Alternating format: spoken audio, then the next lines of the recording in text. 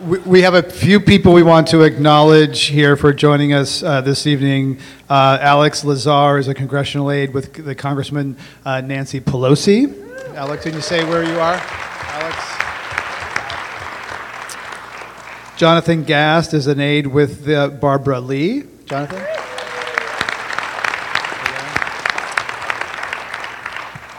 Joshua Huber is with Eric Swalwell's office. Congressman Eric Swalwell, Joshua. And I'm like, and John Murray is here with Senator Feinstein's. John, right back there.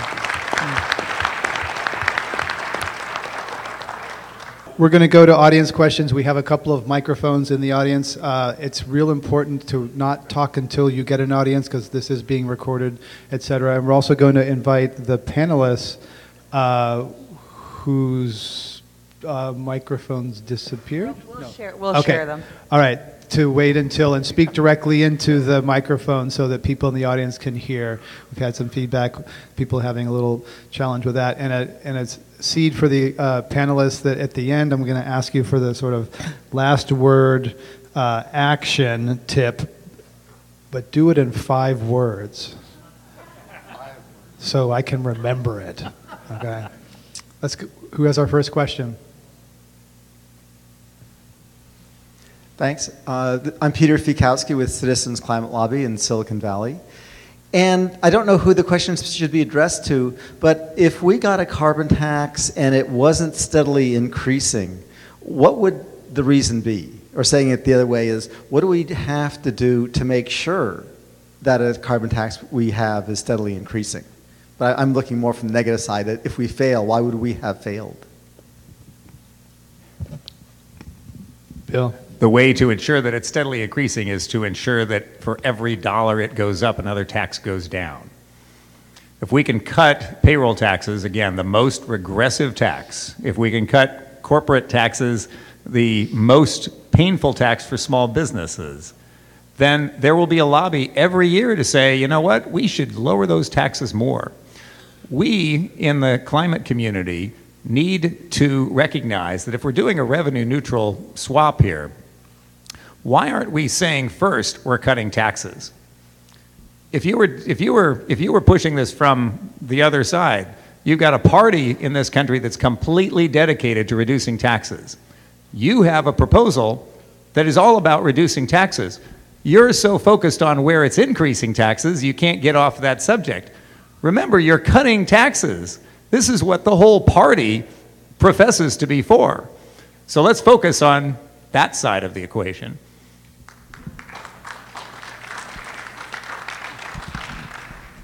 Hi, I'm Felix Kramer. I like the apple pie approach that the consumer idea suggests, and everybody I've talked to in the last 5 minutes thinks it's great. I hope we get serious about it. I was thinking about something practical in the same way. What about getting any CCL members who live in Alaska or have lived in Alaska to all start talking about how they love their fee and dividend? And just, get that out. Have an event if there are any members up there. Have a giant check. Here's our dividend. We got it. And we'd love to have it for climate too. So we have quite a few groups in Alaska, and obviously the check they get annually is very, very popular in Alaska, and large.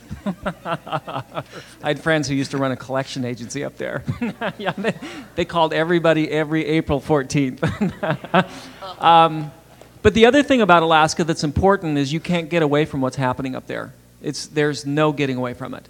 And so it's a really important place, not just because you can make the case of, here's people getting a dividend, but also because it's so dramatic what's happening there. It's way warmer in Alaska this week than it is in the east, and it's been that way for most of the winter. So it is an important place for us. We're pretty strong, and I think we can use them to help build the case. It's a good point. So I think the problem with the idea, Felix, is that these guys are hooked on oil and gas, and they want to drill in the Arctic, they want to drill off the Arctic because they want to keep that revenue coming.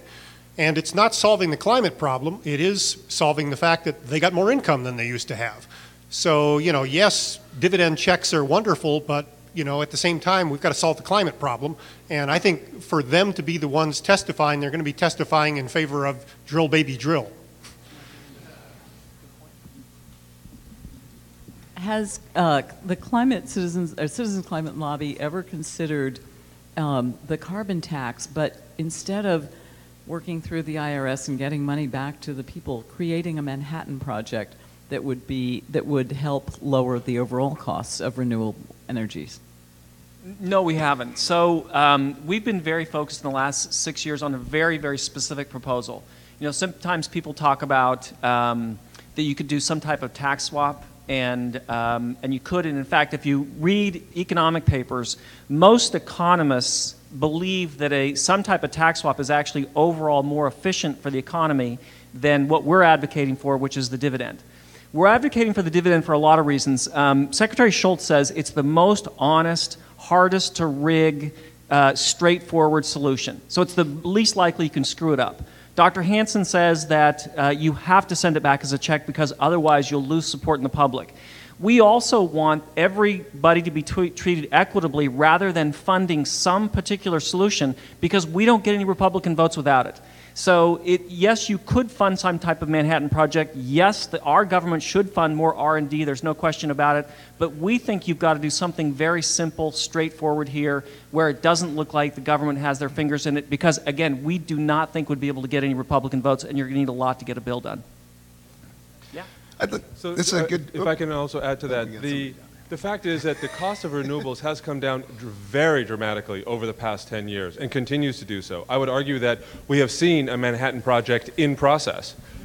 The cost has been occurring, and there's a lot of different reasons for that, but if you wanted to accelerate that, putting money into an R&D center, adding to a national lab isn't going to solve that problem. If you want to solve that, if you want to accelerate this process, create more demand. Create more demand, I guarantee you we'll continue to see the cost reduction that has occurred continue to occur for another 10 years. I'd like to just add to that first off to say to Mark and CCL that you're the first step of the Manhattan project, to be quite honest with you. I mean, I applaud the fact that over the years you've been focused like a laser on the one issue at hand. And by doing that and developing some sort of revenue neutral price on carbon, you end up spurring innovation, and then that's what I put on my industry hat. And I see it all the time with ships. I mean, it takes a lot of fuel to move a ship from point A to point B. So if you can come up with new ways to reduce the amount of fuel that you're burning, the industry goes for it. Our new build ships that we put out they're 33.5% more efficient than what's required out there now today. So it shows that it creates a market for innovation, and that's what it'll just be self-fulfilling. The idea of a carbon tax and the need for a Manhattan project is interesting.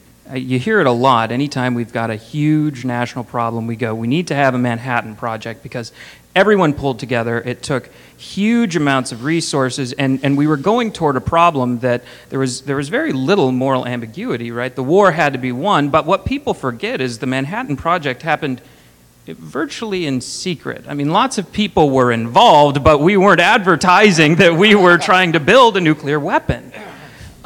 This is a different sort of a problem. We certainly need a huge effort, and maybe that's going on the private side right now, but CCL, you're trying to build will. And that means you're doing something very public and doing something and asking for a huge federal state investment, huge federal state involvement when you've got one party that is totally devoted to reducing the size of government and reducing taxes. I don't know that I would be using the Manhattan Project as an example of something we should be trying to pursue. I got to do this one, Greg. Kate. Sorry. As somebody who's helped start an organization called the Apollo Alliance, which was actually about doing the big moonshot on clean energy, definitely appreciate the analogy. The thing about the Apollo project was, in today's dollars, we spent $70 billion a year for 10 years of government money on that project.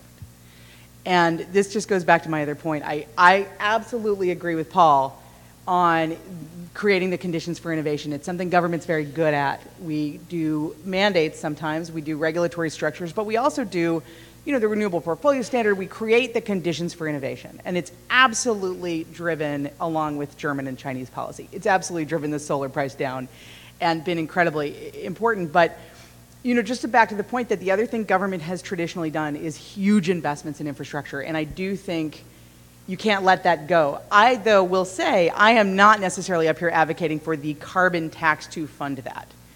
I actually think, to get away from the laser focus of the carbon tax for a second, I don't think it's the only thing we should be doing. I think we have to get back to a place where we believe in government. You can't not have government and effectuate the biggest transformation of our economy since the Industrial Revolution. It's just not going to happen, right? So the carbon tax, I think there are ways to do it. It's a debate we can have. I actually pragmatically sort of like the corporate tax deal, but I think there's ways to do it and we can have a good discussion about it. But I also think that one thing that we've seen a lot of bipartisan support for over the years is infrastructure investment, because our infrastructure is falling apart. You meet with agriculture trade association leaders in the Midwest, and they're like, we cannot get our goods to market because the infrastructure is falling apart. We worked with Cargill on the Risky Business Report. They are incorporating climate risk into their decisions. They are mad as hell that the infrastructure planners are not doing the same thing. So I think that we got to work on both things. We need a significant infrastructure investment that incorporates climate risk and gets businesses and people focused on climate as an immediate issue, a resilience issue for our infrastructure, because that's where people feel it every day. And at the same time, we need to talk about a price on carbon. And both of those things are important. It's not just one. Where's our next question? We got several hands. Right here, yes. Thanks. A question for Mark Reynolds. I wonder if you could comment on the relative merits of a fee and dividend versus a cap and dividend approach. Here's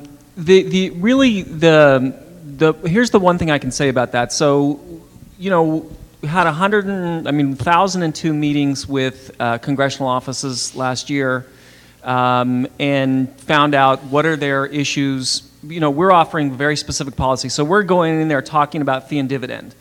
And we learned that, for instance, that for Republicans, the biggest issue about carbon pricing is the border.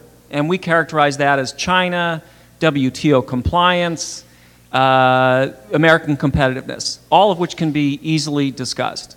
We learned that everybody's concerned about jobs. We also learned a couple of interesting things. One is, we thought that Congress had a big concern about national security, but they don't talk about it at all. So while the Pentagon does and we're interested, they don't. I was also surprised that other than Chris Van Hollen, who I think may be the single best person in the entire Congress, was the only person that brought up a cap as an alternative. So it might be a viable option. We're just not hearing it. So in the over 1,000 meetings this year, it's just not something we're getting information back from Congress on. Next, yes. Hi, guys. As somebody who knows that most of you probably hate the likes of Chevron and ExxonMobil and Tesoro and all of them, I'm curious to hear what you think the future of such big oil companies is if the carbon tax is to become nationally legislated. Do you think that they're just going to go away? Or do you think that, ExxonMobil right now already does have an invisible carbon tax that it pays itself and doesn't pass on to consumers at the pump. So I'm just wondering, what do you see as the future for that energy sector? If I can address that.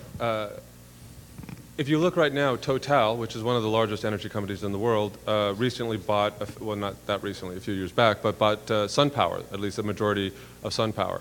The minute you have a product that produces a better return on investment than another product, all the capital will flow to that product.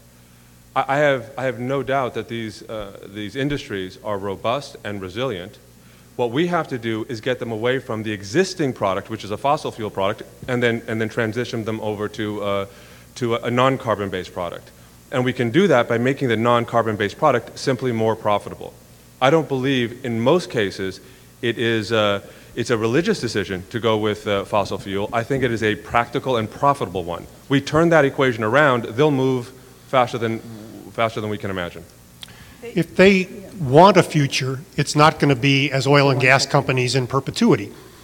You know, British Petroleum at one time said they were beyond petroleum, and then they turned around and sold off all that and went back to British Petroleum, and look where it got them. But if you look at Westinghouse, you know, they make nuclear components, they make windmills, they make diesel engines, you know, they just go where the market is. And they just say, you tell me what kind of power you want and we'll produce it, because we're after where the consumers are and where the market is. And that's going to be the company of the future, not necessarily Westinghouse, but anyone that is nimble like that. I think you see that with Shell too. If you look at Shell, they're the biggest biofuels investor in the world. And they're also a big investor in wind and solar. They're hedging, frankly, against the volatility of oil. So it's not just a profit issue, it's a volatility issue. Look at this week. I think BP laid off 1,000 people this week. Halliburton laid off people this week. People are restructuring. Oil prices are down and these companies are bleeding jobs. Hedging against that is not a dumb thing to do. And you see this in the utility side too. Utilities that are flexible and nimble and dealing with the change in electricity structures are going to survive. They will be the AT&Ts that survived, not the MCIs that didn't, right? For those old enough to remember long distance phone companies. It's a really important question, and it speaks to the political feasibility and the path that we have to follow. I'm a believer in evolution more than revolution. I think it is tempting when you're in the environmental community, it's tempting certainly to look at the fossil fuels and say, we have to just sweep them away. And there are plenty of people that just think that, you know, within 5 years, 10 years, 20 years, we have to have zero fossil fuels. And we're going to get there by eliminating coal, eliminating natural gas, eliminating, so, you know, I think that that is just not the way the world works. Again, we're sitting right here on top of the richest energy mines on the planet, and that is the mines that are MINDS. It's the mines that are populating Silicon Valley. Those are the technologies that are producing the business models that can radically increase the productivity of energy. And what that means is that in the future we may not need the scale of solar and wind and fossil fuels that we think we do now, because those technologies have the capacity to stretch it. Why are we determined to believe, when it is not the case, that it's the fossil fuel industry overall that is opposing climate legislation and a carbon tax? There are two groups that are opposing a carbon tax, primarily. One is the coal sector, the coal industry itself, the railroads that serve them, and some of the utilities that are dependent on coal. That's number one. The other, and the most important lobby that opposes a carbon tax or climate legislation, are the political consultants, primarily on one side of the aisle, who have turned it into a wedge issue and use it in order to generate votes for their candidates. That's the industry, and it is an industry in DC that opposes this. ExxonMobil, the largest oil company, public oil company in the US, it's tiny compared to the state-owned companies, has, of the 29 major companies that institute their own internal carbon tax, ExxonMobil has the highest one at $80 a ton. They impose their own carbon tax on their own operations of $80 a ton because they know scientifically that there is a cost there, and they've already added it. And they support that idea in federal policy. And they're not going to support $80 a ton right off the bat. It would be too much of a shock to the economy, but they will get there. We have to be willing to set aside our preconception that we have to destroy these industries very quickly and say, no, that's not the way it works. We have to ratchet down 3%, 4% a year for the next 50 years, which is exactly how we built the industrial economy in the 1900s. And we will have a robust economy. There will still be oil and natural gas as a part of that economy, but there will be a lot more renewables, and much more than that, there will be a digital framework, and we'll stop talking about fuel, and we'll be talking about ideas. But if we ratchet down at 4% a year and let this go on, we won't have a planet that's inhabitable. I don't think that's the best, you know. WWF, I have a lot of respect for WWF. They have a program called the 3% Solution. 3% solution is based on this model of reducing carbon emissions 3% a year. 3% add up, and cumulatively, if we do it 3% a year for 50 years, we have reduced 80% of our carbon emissions in this country. And that's where the scientists say we have to go. So say 3%, some people say 6%. Let's start driving it down. These numbers add up very quickly. So let's not pretend we have to destroy the industry. We'll lose a lot of support if we do. We can work with the industry. We can evolve toward a very low carbon economy. And we're going to try to get through a lot of questions here. So how about we get a couple of questions? And may not, at this time, we got a half an hour left. May not get every person to respond to every question. We want to get as many of your questions in as we can, starting right there. Thank you. It's been a great discussion. I've got another secret, Bill, and a way to go, and I'd be interested to know what your reaction to this is. This is keyed off of something Paul said, and then you've also picked up on, let's use the accountants. That is, all of the major accounting firms looking at the books of all the major energy and other companies need to report on what is material. What are material risks? What are material flaws? What are material benefits and issues going forward? So if we can all nudge our accountant friends to go to their big company clients and say, all right, what have you properly accounted for the material risk? Then those CEOs are going to say, well, how are you doing it? How are you doing it? Sally, Mary, Bill, how are you doing it? And somebody's going to say $80, somebody's going to say $60, and then they have to go to the government and say, well, what should we be saying? Thanks. So there is SASB, that's industry process that's going on. Bill? I agree. We should get the accountants in on this. They are in it in many companies. There's 150 companies now that are accounting for the cost of carbon within their books. There's a few dozen that are charging themselves a carbon tax because government has failed to act for the most part in this country. But I think there's another approach for the accountants, and that is to count up, and this is for CCL, count up how many checks in how many pockets are going to be available, how many dollars are going to be available for Walmart, for Coca-Cola, for every consumer brand and every retailer out there, as we put these checks in people's pockets, and as we reduce their payroll taxes, and as we make it cheaper for them to get jobs and for others to create jobs for them. They need to know that. And if you take that to them and you say, we know that you support us on this, because of course it's putting more money in people's pockets to spend on your stuff, and it's good for the environment, and it's material to your survival as a company, and your fathers and mothers as well, they will come along with you. And if you walk into legislators' offices with these companies with you, you're going to have a lot more power than if you are walking in by yourselves, even in great numbers. Next question, quickly, Mark, and then we'll go to the next question right there. Some of you will be familiar with this, but we did hire an outside firm, not a think tank, Economic Modeling Incorporated, to model what would happen if this much cash went into the economy. We always thought it was potentially stimulative, that if money was in the pocket of people actually spend it, what would it say?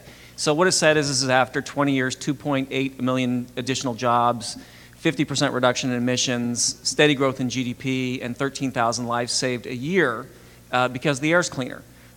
We wanted to get some additional backup of that to say, okay, that's one study, and so we went to McKinsey, who I think is the most reputable consulting company in the world, and said, could you either verify these numbers or dispute them? And they said, yeah, we could, but we use REMI. So we would actually, you'd give us $100,000 and we'd send you the same report back. So there is a lot of potential economic benefit of recycling that much money in the economy. I think Peter has a bunch of the copies of the study in the back also.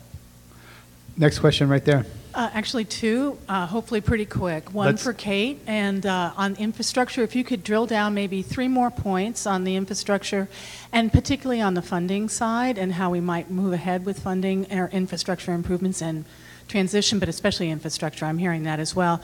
And then for Bruce, if you could have maybe 3 quick points on the CAP and invest bill that's in Illinois. Thank you.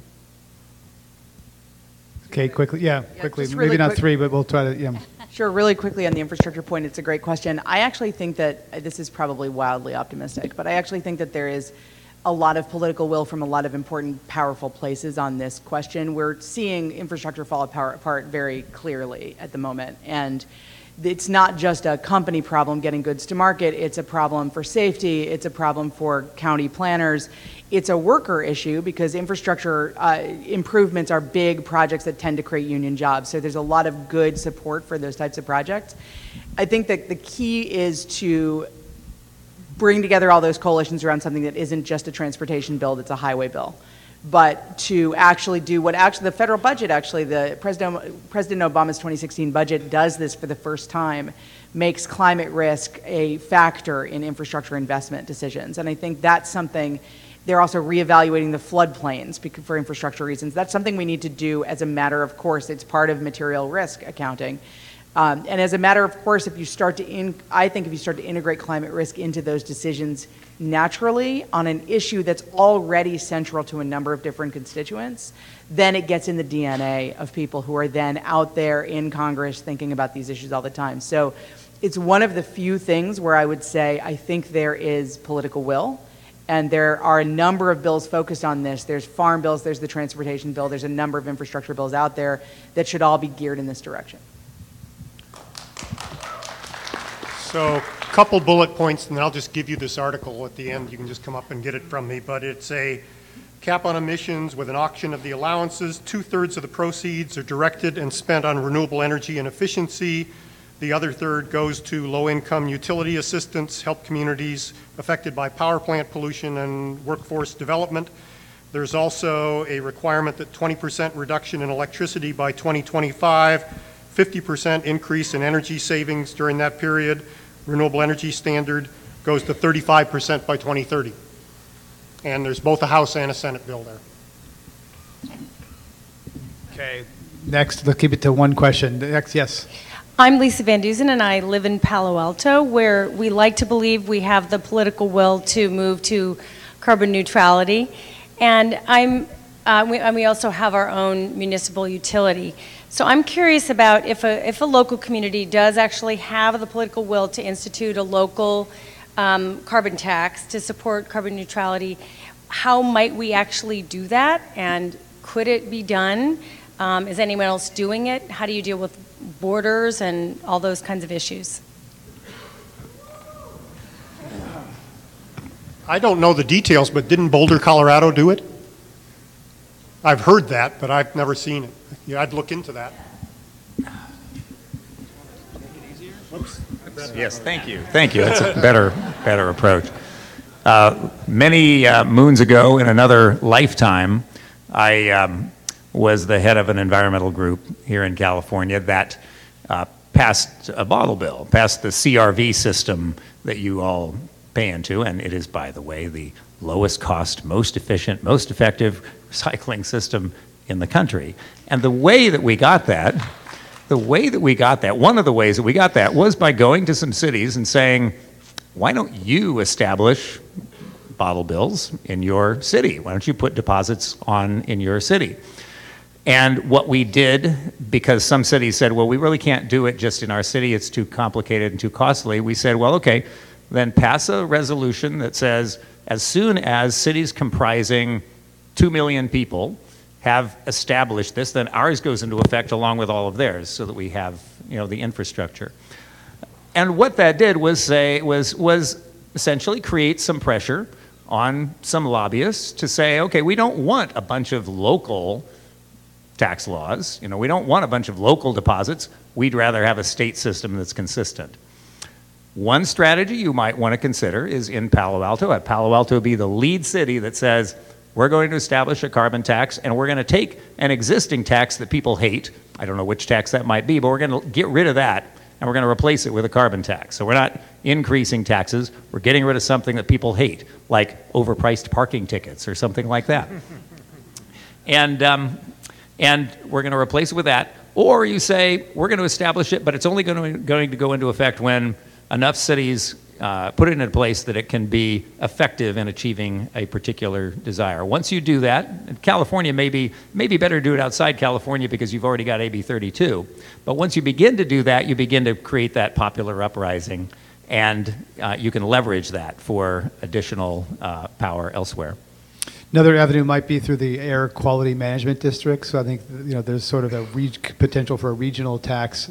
Cities roll up into that here, and then we also have some people up front. Yes. I'm Bill Betchert with Citizens Climate Lobby. The carbon fee and dividend has an aspect which I think is underappreciated, and that's the border adjustments. And it speaks to what Kevin brought up in his comments early in the panel, and also to what the Palo Alto person was concerned about. I think the border adjustments are the most brilliant aspect of carbon fee and dividend, because they would charge a tariff on, for example, imports from China, and that tariff would accrue to the United States and be used here, and would be based on the fact that China might not have an equivalent carbon charge. If China established an equivalent carbon charge, then the tariff would go to zero, and China would keep the money. So there's an incentive there for other countries who want to export to the United States to establish a carbon fee of their own, and I believe it will snowball worldwide. So I'd like to hear Kevin's comment on that, and then Mark. Thank you. That's a very great point to bring up. I'd forgotten that Harold and Peter and I had chatted about that one day over coffee, and that's an important element of the system, because without having a consistency worldwide, you do have that concern that people move out of there. The two parts I would caution in the process would be, one, inadvertently starting a trade war that you don't want, by ensuring that however you're pricing that, and it goes to the right person, that cost is transferred to the right person, because you don't want it to be transferred to the consumer. You don't want it to be transferred to the shipper. It's who is the beneficiary of that lower carbon ultimately. And then the second piece would just be one of ensuring that at the congressional level, that doesn't become a safe haven for offsetting something else in the budget. Okay, and then just two quick comments. People wonder, would this hold up to WTO law? And the people who look at it say both under national treatment and most favored nation treatment, a border adjustment should definitely hold up, and that even if that wasn't the case, under GATT Article 10, Article B and G allow for discriminatory border adjustments for environmental purposes. So when you talk to people who look at this issue, they say it is one of the real crucial pieces that gives you a chance of success, because looking at WTO law, it should be able to be done. That being said, nobody wants to enforce a border adjustment. That would simply be one of the most complicated things that ever happened in the history of any government anywhere. The point of having a border adjustment is to incentivize other countries to have their own internal price, so they're collecting the money. It could be done. Would it be more complicated than you'd want? Yes, it'd be more complicated than you want. Would you ever want to do it? No, you wouldn't want to do it. But it's good to know that you have the law in your hands so that you can incentivize other countries to have their own price. My name is Bruce Hagan. I live in Petaluma, and I have a question that's kind of directed at Ian and Paul. There was a discussion of the human rights aspects of the paradigm shift on marriage equality, and it made me think of, is there a human right to have a healthy climate? And if so, would a fee on carbon emissions be in effect charging the fossil fuel companies for it'd be like they were to dump their garbage in my street. I have to pay a fee for the garbage company to take it away. So does my neighbor. If my neighbor wants to dump his garbage in the street, can't do it. So I'm just wondering if this concept has any legs in any of the kind of the marketing of this fee and dividend idea from a libertarian perspective or otherwise. Paul? Right, so I absolutely agree, and that's in fact one of the reasons why I bristle a little bit when it's referred to as a tax. I certainly understand that we need to get over that, but the fact is I don't view it as a tax. When as a company, when we have our waste that we need to get rid of, we have to pay somebody to get rid of it. the fact that you don't actually see it going into the atmosphere does not mean or does not give you the right to just dump it into our atmosphere and not pay for it. So we had talked a little bit before about gay marriage, and I think the point was brought up about positioning it as marriage equality as opposed to gay marriage. I think there's a lot here that has to do with positioning, and I think some of that comes, with all due respect, from the fossil fuel industry, where it's phrased as a job killer, it's phrased as an economy changer. The reality is that we can add jobs, we can improve the economy.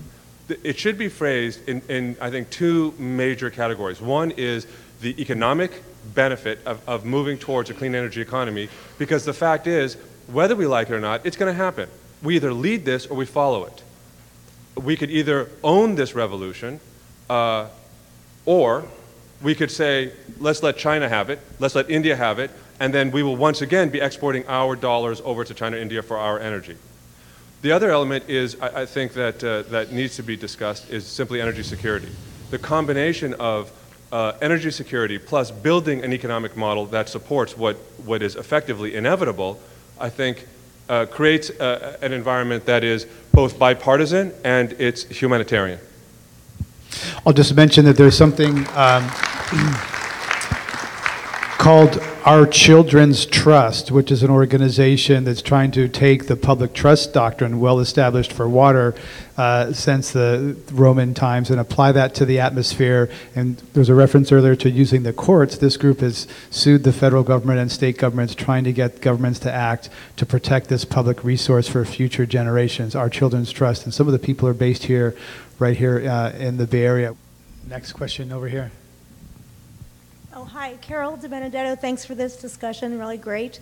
Piggybacking on something Greg said about needing to rebrand the messaging, and then Mark said, no, we really need to call it a carbon tax, and then Paul said something that really spoke to me. But a naive question, is there a way to re-message this or in terms of the groups that are involved in this right now? Because I'm writing for Eco America. I'd love to write about it really concisely, and I am not sure how that would sound. Let me just say something that I said really incorrectly that I talk to people about all the time. One of the great things about working with Secretary Schultz is he says if the money goes back to households, it's not a tax, it's a fee. Taxes grow government. This isn't a tax. Now, it's one thing if I say that, but he didn't serve 4 Republican administrations. He was also the head of the economics department at the University of Chicago. So I think he's somebody who has something to say on this. So, and I do think that I misspoke when I said earlier of saying, yeah, it's a tax, not wanting to be appearing to play any semantical game. And I think there's something to be said for what Secretary Schultz says, which is if you give it back to households, it is a fee, not a tax. There is a hungering within the environmental community for a positive narrative about the possibilities of a post-carbon economy. Not just solar and wind everywhere, but a rich tapestry of what this new emerging world can be. And it will attract Republicans as well as Democrats, and it will finally allow the exhausted, frightened middle class to come out and say, this is something we want to happen. There's a tendency in the movement to double down on gloom and doom and demonization because it worked to build the movement in the first place. But now it is feeding the counter movement. It's putting more money into the skeptics movement. We have to get smart, build the other half of our movement, the positive optimistic movement, and that's what I'd love to see you working on in your publication.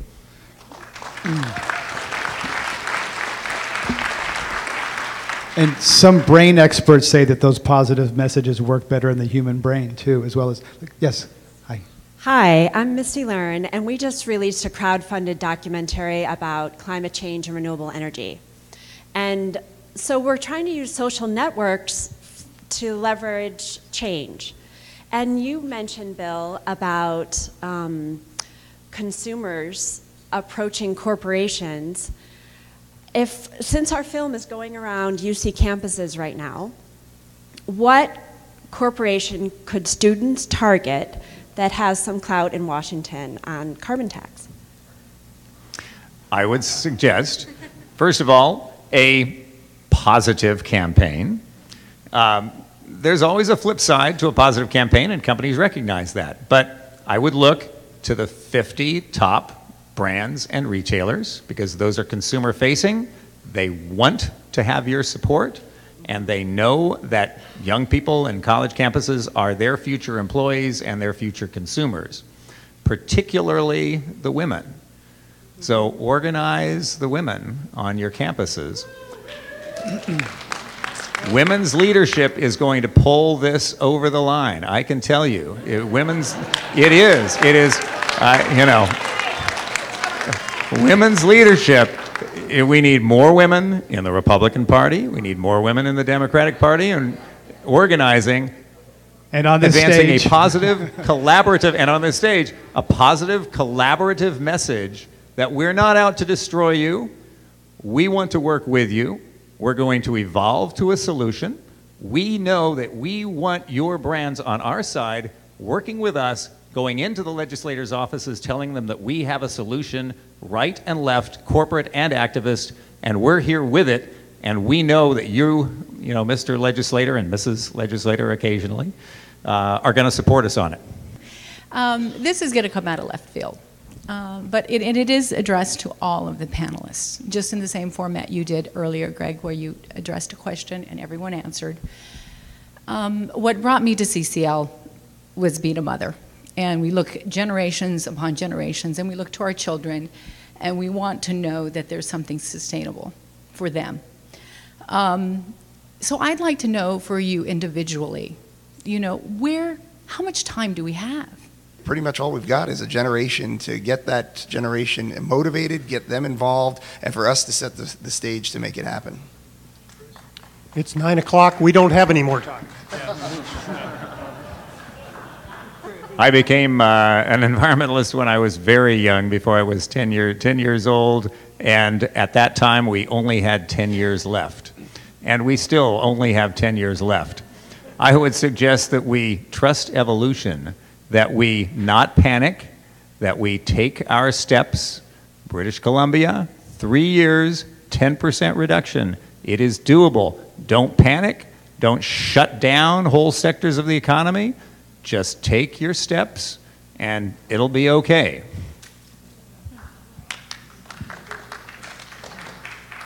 I would suggest that it's very difficult to know exactly how much time we have left, but however the person you're speaking with answers that question, be it a very little amount of time or to infinity, that will really define how you need to approach them in discussing this issue. That was a good answer. I guess I would say that that for some people we have no time, and that's why there are communities that are focused on resilience, because sea level rise is what it is. There are things we baked into this economy that have been baked in, and we can't ignore that. We actually do have to adapt and be resilient, and we're very resilient people. I worry sometimes that we see resilience as a cop-out, when in fact it's a necessary short-term response to some of the things that are already happening for those who do not have time. At the same time, I worry that the question does make people shut down, because it's inherently a question about, tearing our hair out because it's too late. And for me, I'm a very operational, sort of practical person. For me, it's like, that's why we did a risk analysis, because recognizing risk is all about operationalizing response. It's like, how do we break it down, how do we address it, and how do we move forward every day? So I don't know that there's necessarily a switch that turns off, but I think what we're going to see is things get gradually worse and worse and worse. It used to be that we used to talk about it in terms of our grandchildren's grandchildren. Now we're talking about it in terms of our children's lives. This is not something that's on the horizon that may or may not occur in the future. It's happening as we speak. You can see it happening today. And while I certainly agree nobody should panic, panic doesn't help, I think anything that dulls the sense of urgency is doing us a disservice. The fact is,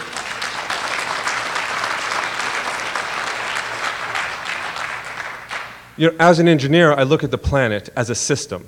It's an incredibly complex system. Getting a system like this wrong oftentimes means you cannot recover. So yes, it's true that by taking a very aggressive approach, maybe we'll have left some time on the table. But what what mistake do you want to make? Do you want to make the mistake that, yeah, we left some time on the table, or do you want to make the mistake that says, no, it's too late?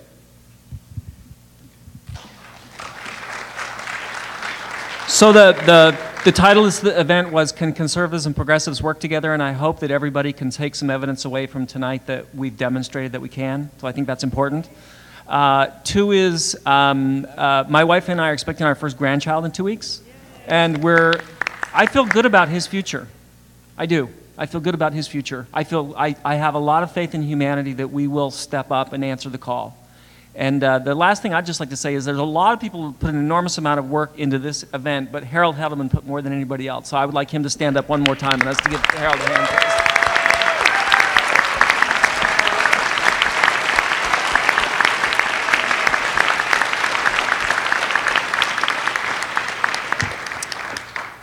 Thanks, everyone. We worried a little bit about talking about this for 2 hours at 9 o'clock on a Friday night, but everyone's really engaged. I see some smiling faces out there. We end on a heartfelt note and an upbeat. So let's end there, and thank you all for coming. Thanks, CCL, for putting this on. And thanks to the fantastic panelists.